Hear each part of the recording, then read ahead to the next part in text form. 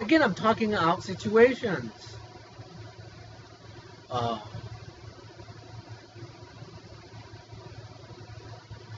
I'm just going on a train of thought, talking about. But I've talked about all these things on short videos and long videos. I posted the short videos on my YouTube.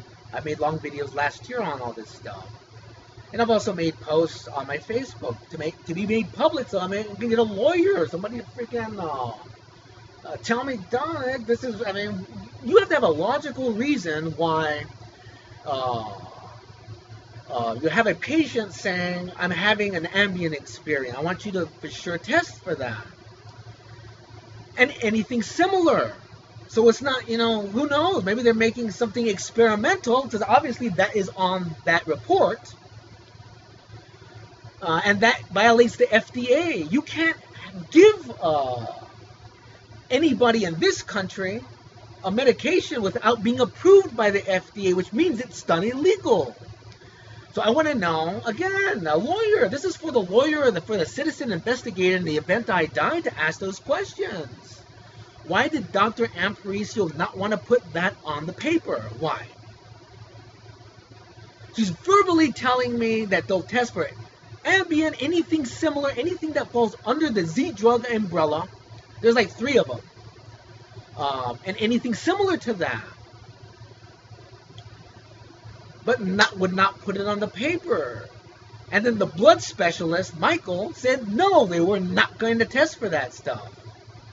And then the supervisor for Dr. Aparicio said, yes, you are, to Michael, and he changed his answer. Well, he changed his answer, and guess what? He was right the first time, not the second time. But the second time, that answer stands, which means you're giving me a false answer under duress, under coercion from a supervisor of a doctor. Who is the supervisor? Very heavy-set lady, glasses. I mean, I don't know how to describe her. Talks in a high-pitched voice. Was kind of talking, mocking to me as if I'm a dog or a child. It's like how you would talk to a child. And I looked at her, and I could tell, in my opinion, she was doing it on purpose. I don't believe her. She's so gregarious in her speech. But again, I want to know an answer on that. I want to know, how do you talk normally to somebody versus the way you talk to me? Again, I want those sessions as evidence, the surveillance given to my lawyer, because I'm under an extreme government intrusion. I want every incident given to the lawyer, and then they can evaluate to see what is the inflection of the way somebody says something, how are they saying it. You can't look at a transcript and get somebody's context of how they're accenting words and doing things like that. You have to watch the video and that kind of thing. But again, I want to know who that supervisor to Dr. Aparicio, because you coerced an answer that was false.